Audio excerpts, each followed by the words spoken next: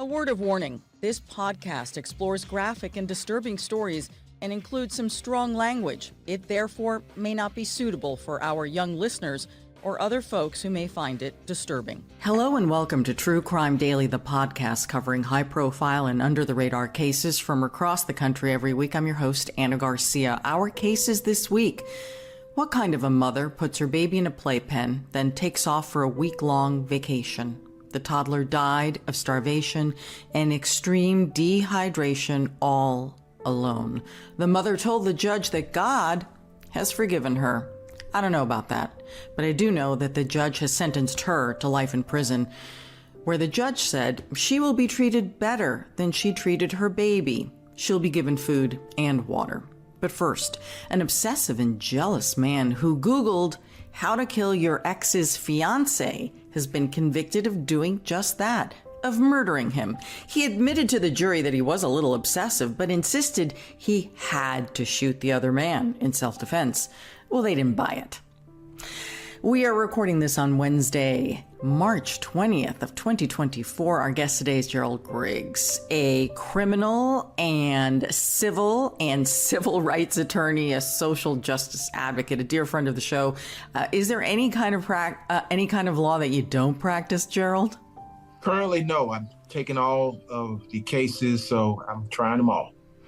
Amazing, amazing. You can comment on every aspect of the law. And for those of you who are not regulars to the podcast, Gerald is the kind of person who means what he says and says what he means. And many times we're trying to track him down at protests, at high-level meetings. You're all over the place, Gerald, and always trying to do the right thing. Yes, I am. And it's always good to be with you guys and the family here at True Crime. Thank you. We are a family. We say the crime family. Different kind of syndicate. All right. Well, our cases are very disturbing. I had a hard time actually putting this podcast together. That there's really a theme here. It's people hurting people they know, and it's just the level of violence here and the disregard for human life is just very upsetting. So let's get to our first case, which is out of San Diego. And it really reminds us all how serious and how dangerous an obsessive ex can be, especially when they're also stalking. I mean, we do talk a lot about this, Gerald, oftentimes in the context of domestic violence. But we've also had a lot of cases where the relationship ends and one person will not let go to the point of murder. Yes. So, I mean, the cycle of violence and domestic violence cases are real. There's a wheel that people are on emotionally, and it usually ends bad. And I mean, this case is a perfect example of that. We have an ex here who was, for lack of a better term, obsessed with his ex, so much so that he decided to kill her new love interest. And it's just horrific. It's sad. And we really have to do something about the cycle of violence in DV cases. Yeah, and as we get into this in the background, we're going to get to a point where we have to discuss the fact that she tried to get a restraining order against this man. This is the ex-girlfriend. And that the judge denied it, said that there wasn't enough proof. And yes, and yes, and that happens in a lot of cases. And that's one of the concerning things about the cycle of violence and the inadequate response by the criminal justice system. Many of these cases can be prevented if judges and prosecutors take the cycle of violence seriously and the symptoms that always predicate an action happening before it happens. Absolutely. But we've also learned that having a protective order in place is not a guarantee and does not shield you from someone who's determined to kill you. However, it can slow the process.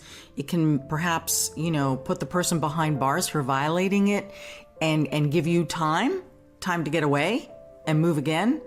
That's what's so troubling here.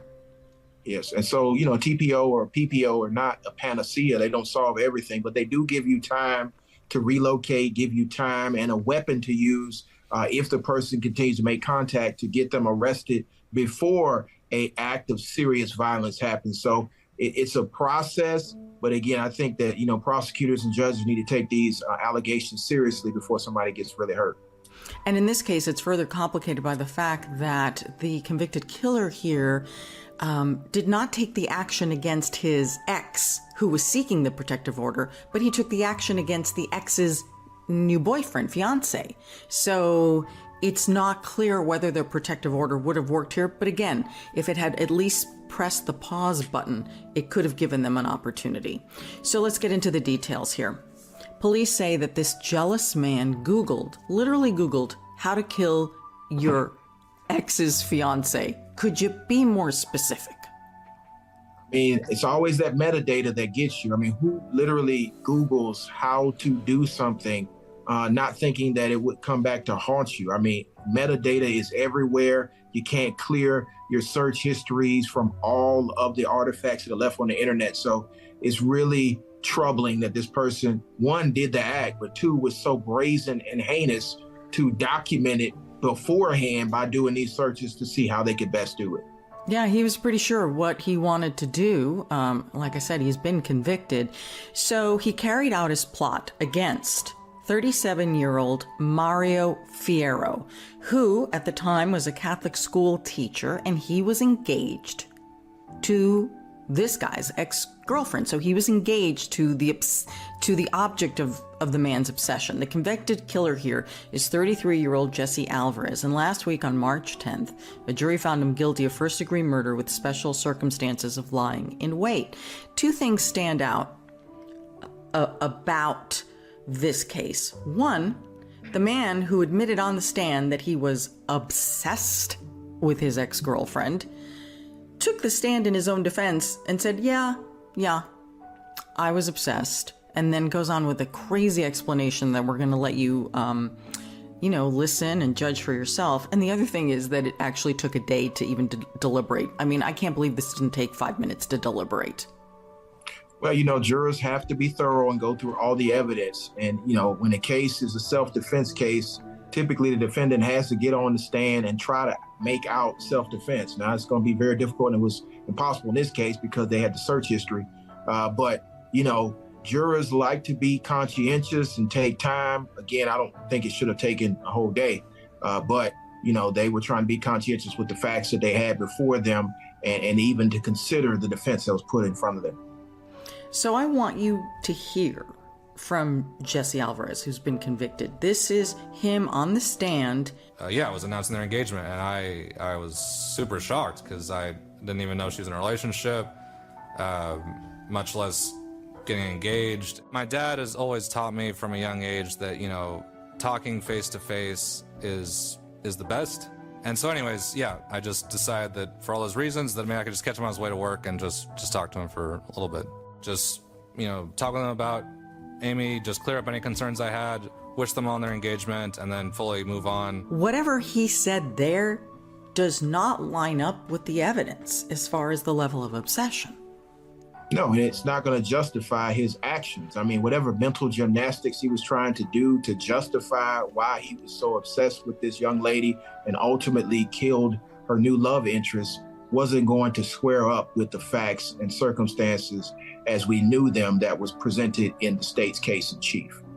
So let's get a little of the background of the relationship and the people, so maybe we can try and understand where this escalated and when it turned and how. Because there were several inciting incidents that seemed to have triggered this man. So Jesse Alvarez met Amy Jambara online in June of 2015. And according to Jesse, the couple, both very religious, had very similar family values. And Amy says that she believes she was his first real girlfriend. Okay, possibly. He claimed that he wanted to marry her, but that his financial situation wasn't stable enough.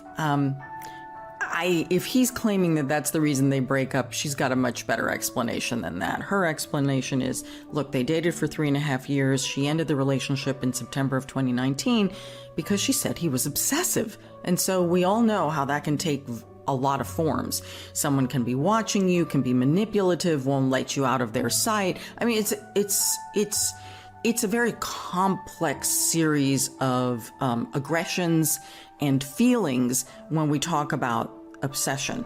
And so she broke up with him. And he didn't like that, and he wasn't about to let her get away. And that's when the obsession and the stalking started, which we see this a lot, Gerald. Yeah, we do. And I think it would make sense that this was probably his first significant relationship, and he didn't know how to separate the emotions that had built up over time, 3 years, where she had already probably checked out after year 2 and was trying to find a way out of the situation, and thus, removing herself and ending the relationship. And so, in situations where you have an individual that's probably controlling, that's obsessed, that won't let go, it does not generally end in a amicable fashion. And we saw that in this case. Yeah, it did not. So Jessie started to stalk Amy. And then so she changed her number, she changed her locks, she put security cameras at her apartment. She started doing all of this because it was getting really bad. Then in January of 2020, according to Amy, she tried to get a restraining order against him, and she cited the continued cyber stalking as well as an attempted break-in to her apartment.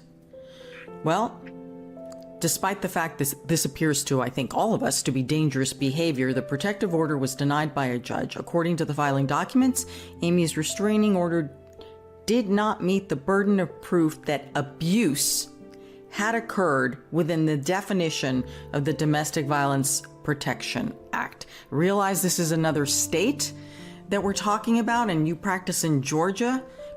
Boy, that's disturbing. Well, even in Georgia, there are 2 different types of protective order. You have a domestic violence protective order, which is actually a family violence protective order, and then you have a stalking protective order. So even in Georgia, if there had not been an act of actual physical violence, she probably would not have gotten a domestic violence protective order. But that's why in Georgia, we have the stalking protective order, where you can prove somebody's following you for the purpose of intimidating, harassing, and it makes you feel unsafe, and then they're doing it repeatedly. So she would have probably gotten a stalking protective order, but I do think that Georgia law is probably similar to what happened there, in that she was not able to prove actual physical abuse, which would have been a domestic violence, family violence protective order in the state of Georgia. Interesting. I didn't realize there were different types of protective orders. I just figured if someone is harassing you to the point that you're standing before a judge and saying, I can't anymore, and you have evidence of it, it's not manufactured, did you have real evidence of it, that you would get a protective order? Yeah, that makes sense. But, sometimes the law doesn't make sense. So that's why there are 2 different types in Georgia.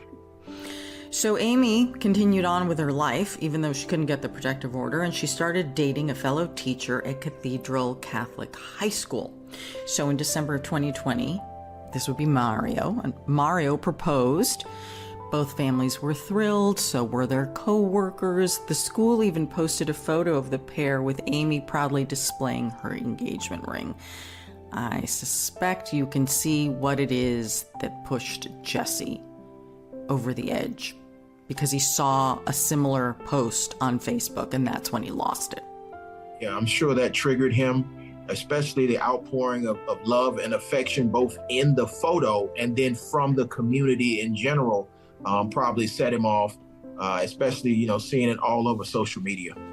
It was within hours of his seeing this on Facebook, this is according to police, that he started his plot to kill his rival Mario. And this is when the internet search history began. And this is what he looked at, according to court records. He Googled, quote, hire hitman in San Diego. Okay, that's pretty specific, but all right. Then how to shoot someone at their home address. And in California, if you shoot someone, can they trace it back to you? Really? Man, that's pretty specific. I mean, that's pretty much, I'm going to kill somebody in San Diego and I'm trying to figure out how to get away with it. Right? Exactly. And how could he even think that there would be a way of honestly shooting another human being and somehow getting away with it in California, as if there were a magic bullet of a different kind that would save him from this? It's just clearly not thinking straight or not too clever here. Yes, definitely bizarre. And to think that there would be something on the internet that would help you achieve this goal that wouldn't be traced back to you. Mm-hmm. Google is good, but some of his searches, though, were even more specific, Gerald. And this is the one, the clincher. How to kill your ex's fiancé. As if there would be a special formula just for that kind of a murder. Exactly. There must have been a website somewhere that says, this is how to kill your ex's fiancé. Oh my goodness. So now let's get to the day of the murder. It's February 1st of 2021. Jesse's dressed all in black and white, and he has a firearm, and he's used his brother's car. Okay. You're shaking your head, of course. Using your brother's car to drive to where else but Mario's house. Now, he's waiting for nearly an hour for Mario to come out. It's now 7 a.m. Mario comes out, and Jesse then shoots him 6 times, 4 times in the head. Now, surveillance video cameras, security cameras from other homes in the neighborhood picked up the shooting, the screaming. You could hear the first fire, then the screaming, then more shots being fired, then silence.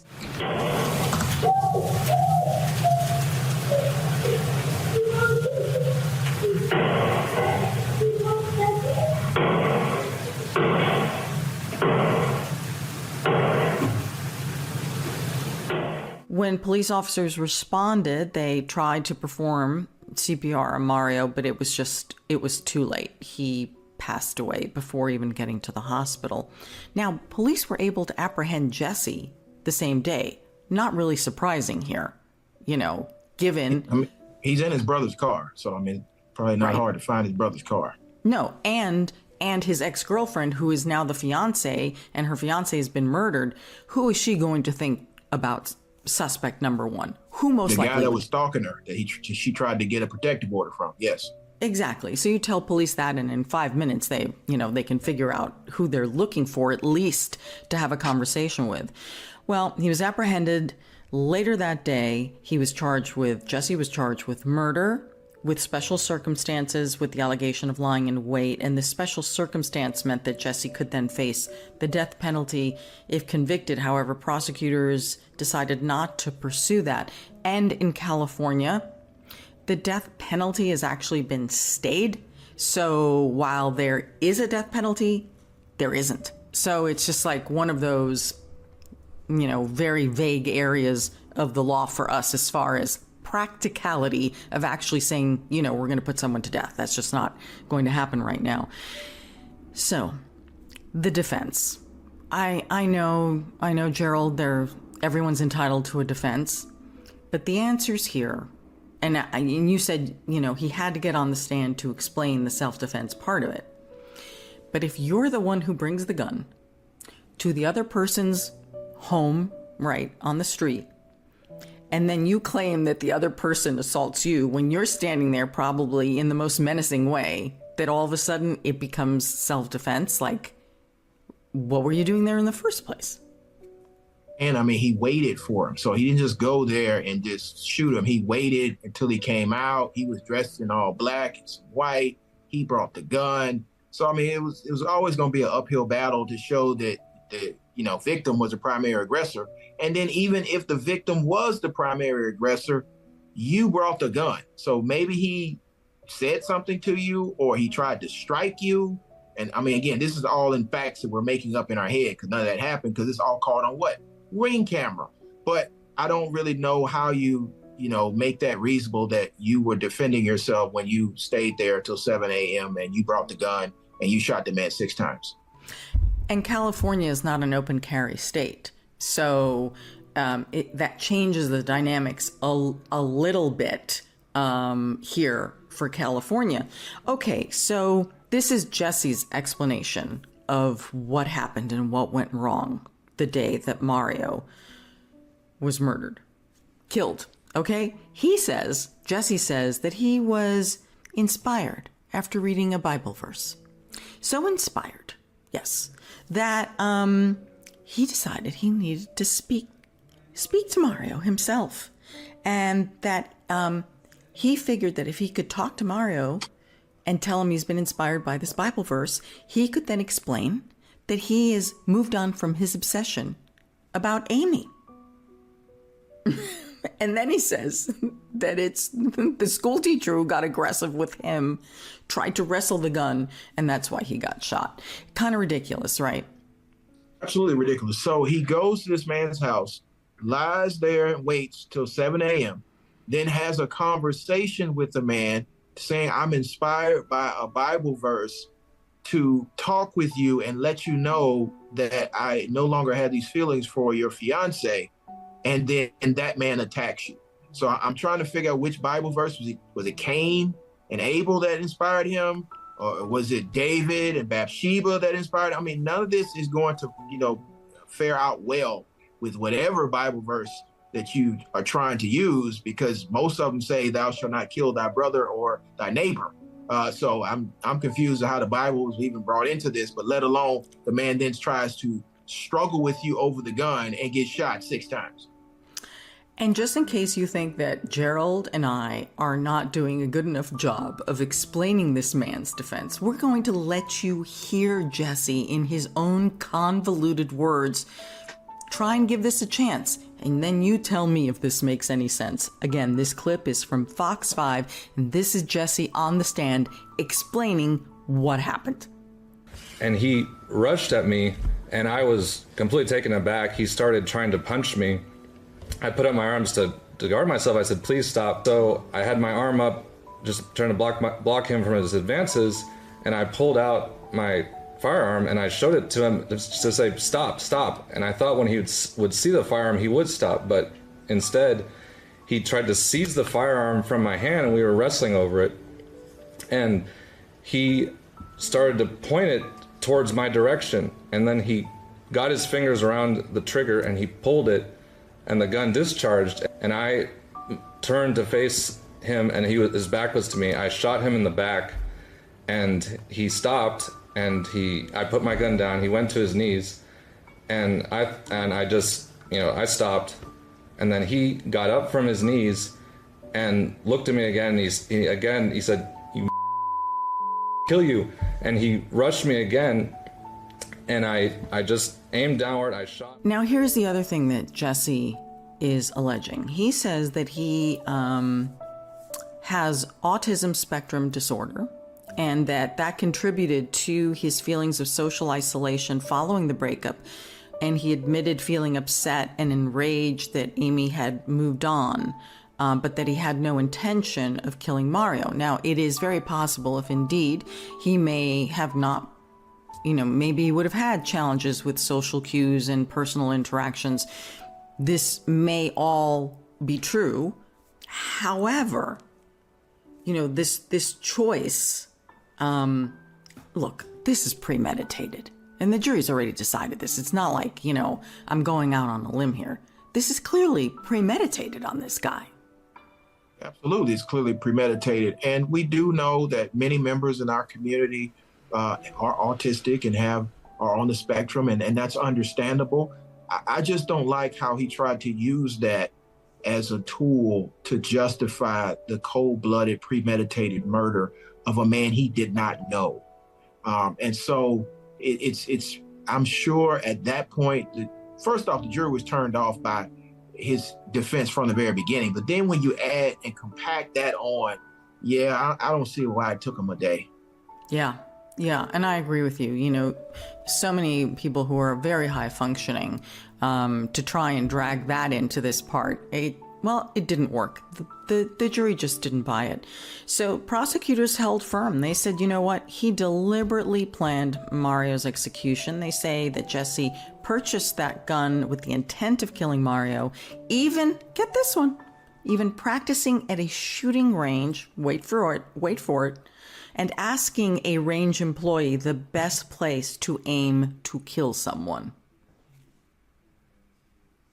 Yeah, I have no words. No, nobody has any words. From the internet search to the laying in wait to the training, and then to actually carry it out and shoot somebody 6 times, and then blamed them. Yeah.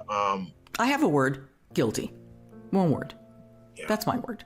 Guilty. And then he went on that the Google searches were just a way of venting, and that was his way of dealing with it.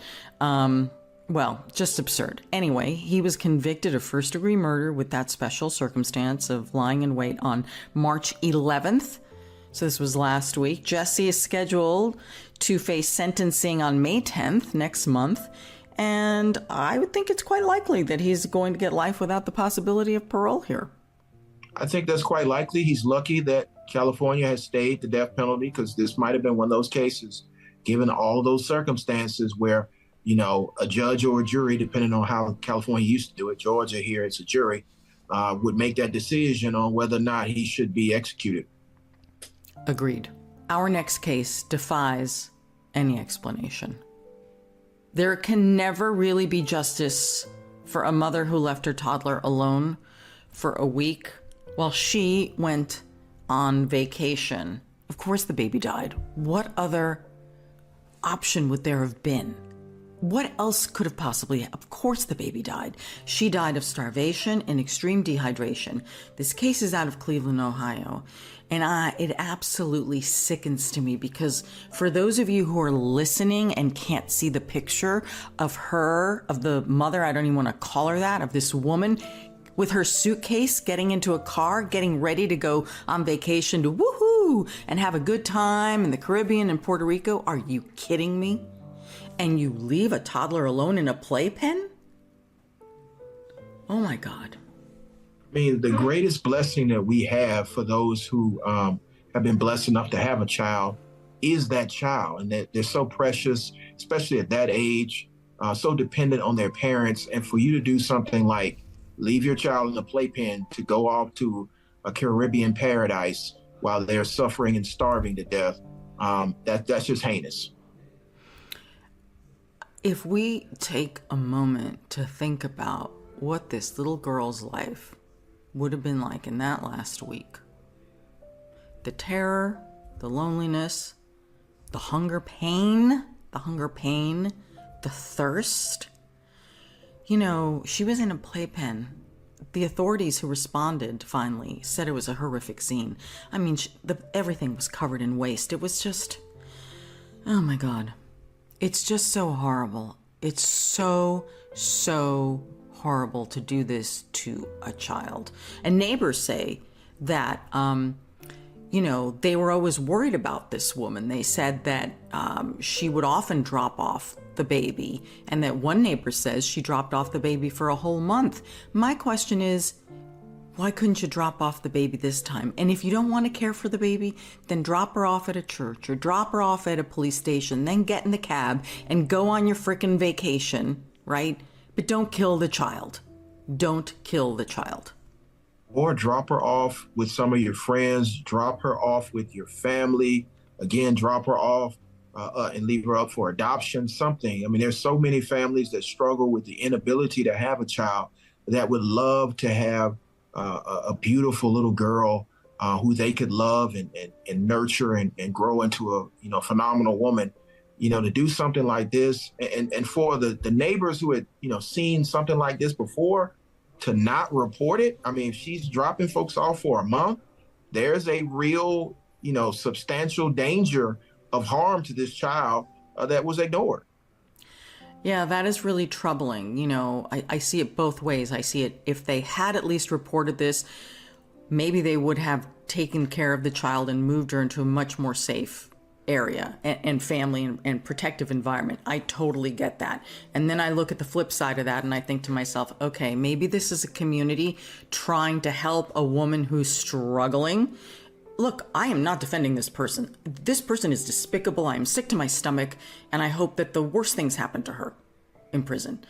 But what I'm saying is it possible that you had a community, a local community, trying to help this woman in this situation, and that if they didn't see the, obviously neglect is abuse, But I'm just, because police made it very clear that there were no signs of trauma on the baby when they found the baby dead. Again, not defending in any means. I'm just putting that out there. I'm just wondering if that was, the reaction of people to try and assist her, because she claims that she was depressed, and she may very well have been.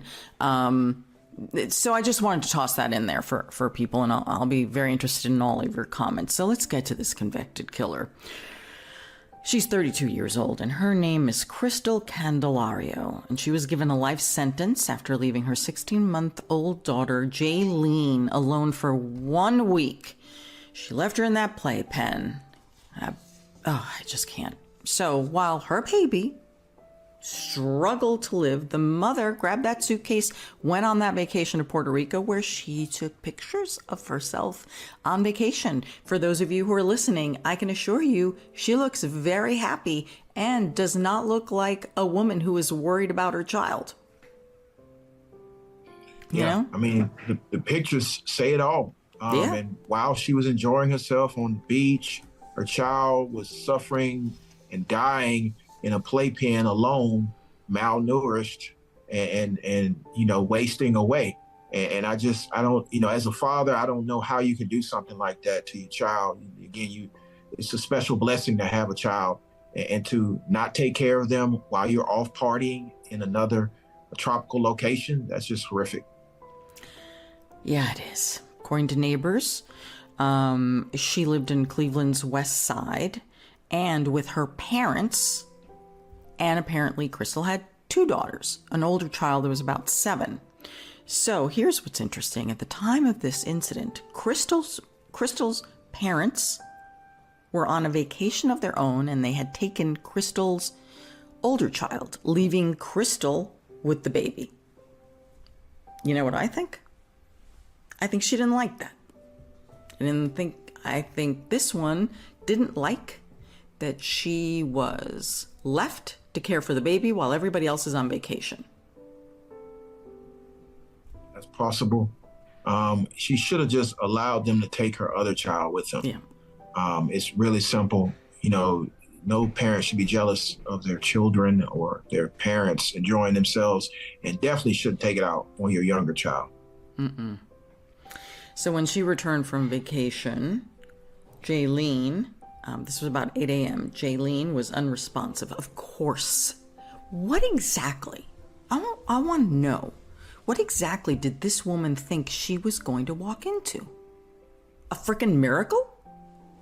That the kid was playing the piano and making little bowls of cereal? I mean, what did this woman think? I mean, I don't know how she thought this child could survive. I mean, at that young age, they can't change their own diaper. They can't fix their own food. You can't leave them for more than an hour or so. That's with a baby monitor watching them. You know what's going to happen when you walk in that house. Yeah, that's the part. That's the part about this that none of this makes sense to me.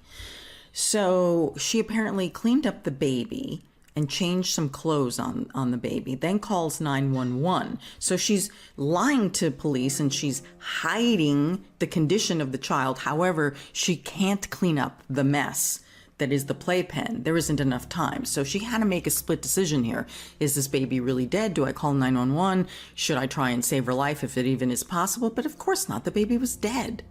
I mean, it's unlikely there could have been any other outcome. There was no happy ending to this. Police officers noted that Jaylene's playpen was just full of soiled blankets, and the bottom liner just saturated with human waste. And the initial cause of death was extreme hydration.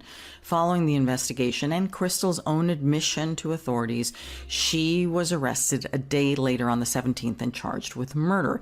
Judge set bond at $1 million. Now, what's interesting is then a grand jury sat, and they came up with additional charges here.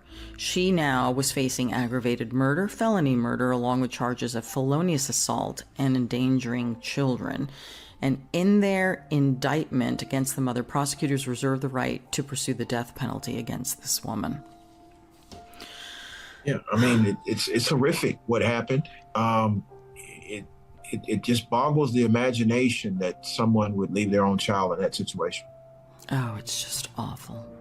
And again, you know, neighbors told different media outlets that this was not the first time that she had left her child unattended. One neighbor who wanted to remain anonymous said that she had warned Crystal about this behavior, that you cannot leave the child alone. And in that circumstance, then I say to you, I agree with you, Gerald.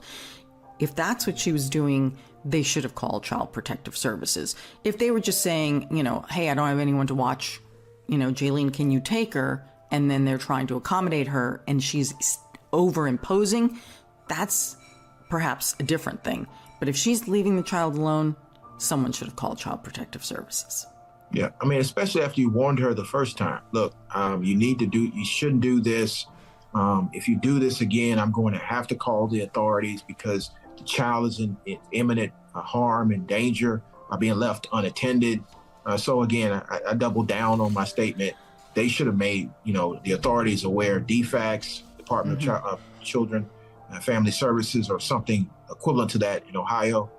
Because it was a serious threat to that child's life. And as you can see, it turned out horrifically.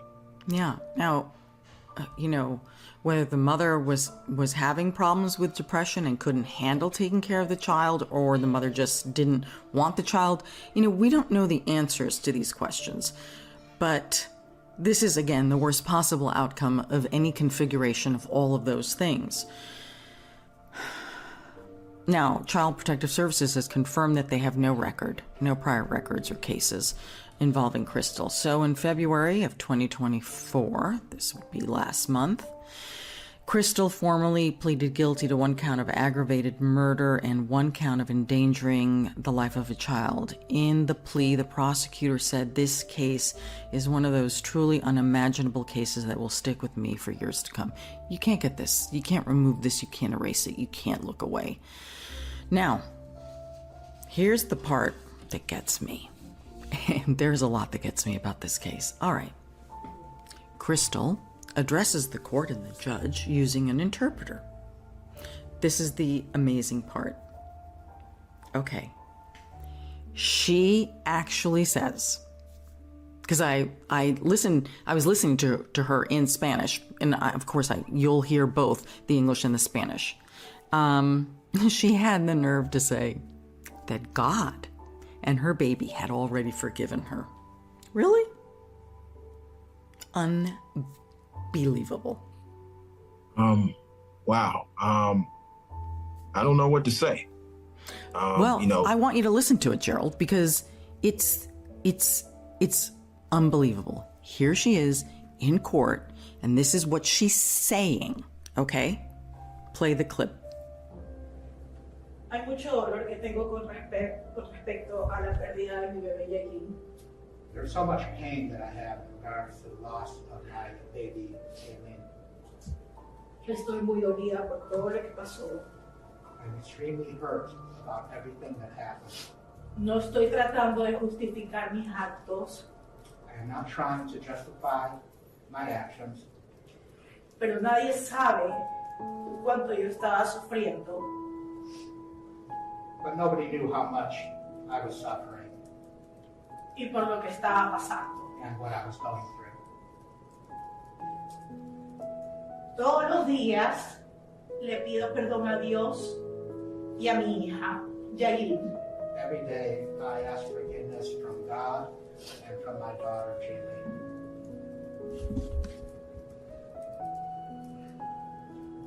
Soy una persona creyente de Dios. I'm a person who believes in God. Dios y mi hija me han perdonado. God and my daughter have forgiven me. I just can't believe she had the nerve to say to the judge and everyone in that courtroom that God and her baby daughter have forgiven her. It's amazing to listen to. It makes it even more hard to hear as a parent, and it's just unimaginable. You may believe in your mind that God has forgiven you, but what you did to your child is unforgivable. Yeah, maybe the component that's missing her is her saying, but I cannot forgive myself. I would have appreciated hearing that. Yes.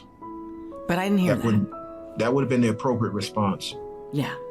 Well, the judge didn't take kindly to this, so Judge Brendan Sheehan showed no mercy and sentenced her to life without parole. This clip is from WKYC. You should spend the rest of your life in a cell without freedom.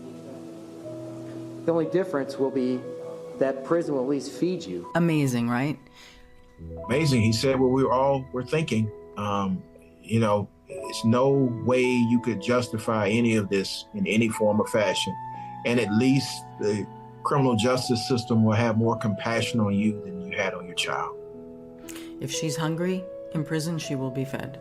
If she is thirsty, she will be given water, maybe a cup of coffee, Yeah. Unbelievable. We always discuss on this program, what would justice look like here? And I gotta tell you, this doesn't feel like justice, especially when she doesn't seem to think that, whatever she did, she's been forgiven. I mean, your baby is dead and you've been forgiven? I don't think so.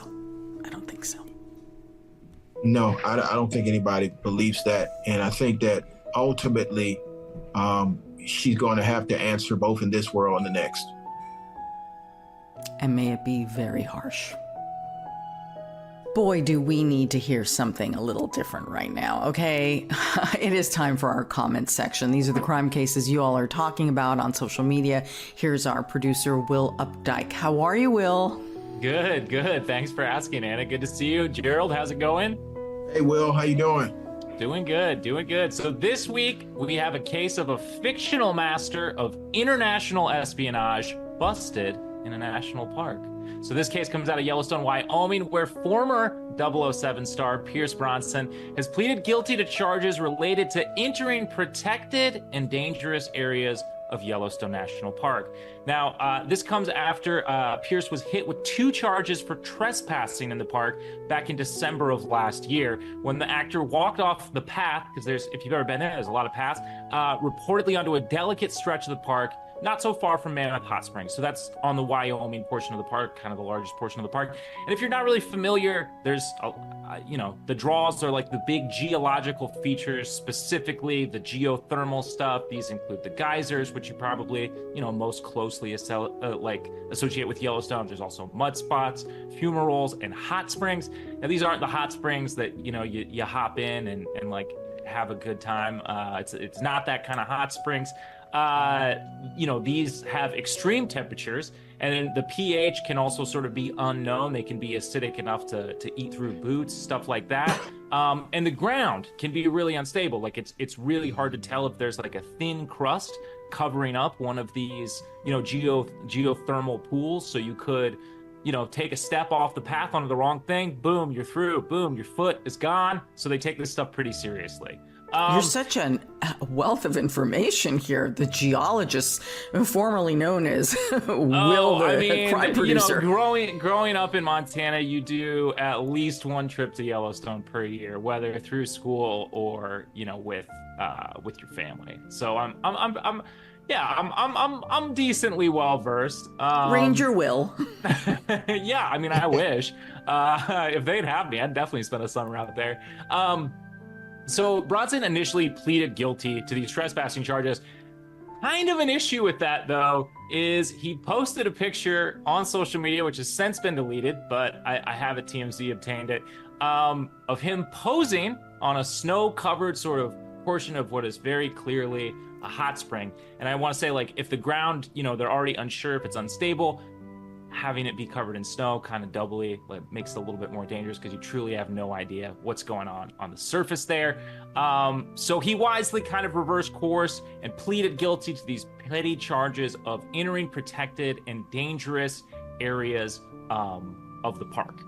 He also issued an apology on Instagram saying, as an environmentalist, I have the utmost respect and love of our natural world.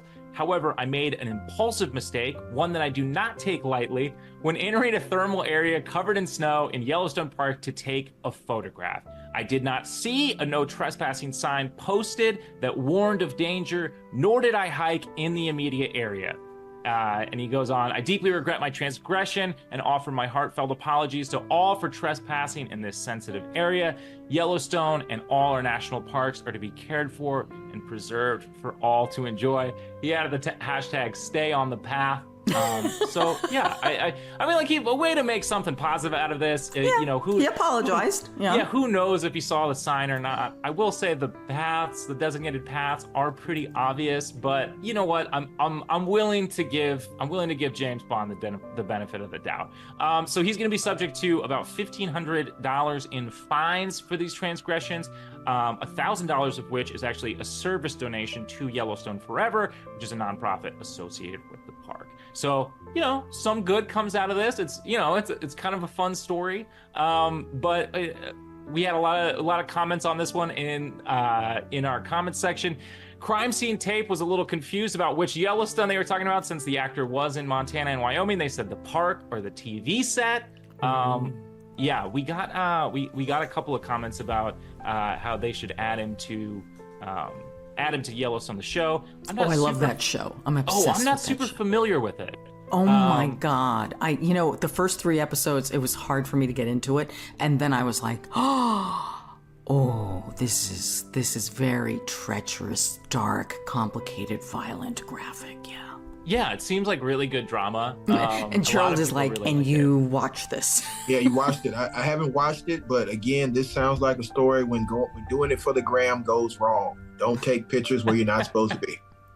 I love that. Yeah, when doing it for the gram goes wrong, absolutely. Webed said something to that same effect. They said he was taking selfies with buffalo, I bet, which, please don't do. There's so many terrible stories. Don't do that. Yeah, I've seen many videos of taking selfies with buffaloes that go real wrong. Yeah, they're so fast, despite weighing like a ton. Oh my God, they're really, really fast. Craziness. Yes, I've seen that where I've been like literally surrounded, driving through a park. Oh my God. It's just like you're paralyzed. You can't go forward. And you were surrounded by buffaloes? Yep. Yeah, we're not doing that. No. I was up in South Dakota, and driving through one of the parks. And completely because they weren't charging or anything. They were just on their regular. Yeah, they were just each looking one at is you like guys as big as your car. Oh, okay. They're massive. Oh my God. And then one day I should tell you the story about a moose that attacked my son's, dog sled. Unbelievable. Oh my gosh. They're also so big. Oh my God. Very big. You never want to get into it with a they're moose. Ridiculously big. Bowinkle is not nice. Leave Bowinkle alone. No. A lot of people were obviously very interested in that. He is formerly James Bond, Ricardo, and said no area is restricted to James Bond, which fair enough. This one is true. This one is really more for his own safety, though. It's not, it's not like a government. It's not. I guess it is a governmental restriction, but not in the same way that James Bond is used to. Leo Princess was defending this. They said he was on a secret mission, okay? Which could be. Who knows? My favorite comment is a reference to another film with a young Pierce Brosnan. Andrea M. said, Mrs. Doubtfire would love to hear that. I just love the idea because Pierce Brosnan is Robin Williams' sort of romantic rival. Yes. In the Mrs. Doubtfire film. He ends up even making him have an allergic reaction. So the idea that Mrs. Doubtfire would be happy that Pierce Brosnan got in trouble with the law. It got me. So great comment there. I want to thank everybody who sent those comments in. You can always do that over on our YouTube community page. Try to bring something for you, a little fun every week. You can also reach out to us anytime on Facebook, Instagram, X. I believe we're also on TikTok. So yeah, that'll do it for this week's comment section. And I will see you all next week. Gerald, it is always such a pleasure having you on the program. Where can people find you, follow you? Because you wear a lot of different hats and do a lot of different things. Yeah, you can find me on all social platforms at Attorney Griggs, ATTORNEY, on X, on Instagram, on YouTube, and on TikTok until they ban it. Right, I know. I don't know what's going on with TikTok. We'll figure that out.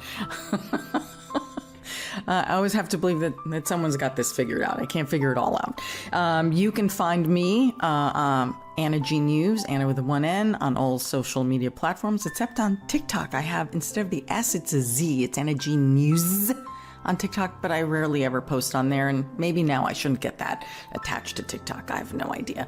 Anyway, you can find this podcast wherever you get your podcasts. Subscribe to our YouTube channel. We've got more than 5 million subscribers, and that's where you can comment on these cases, and we have a vibrant community. Sign up to get our newsletter at truecrimedaily.com. So until next week, this is True Crime Daily, the podcast. I'm your host, Ana Garcia, and as we always say, don't do crime.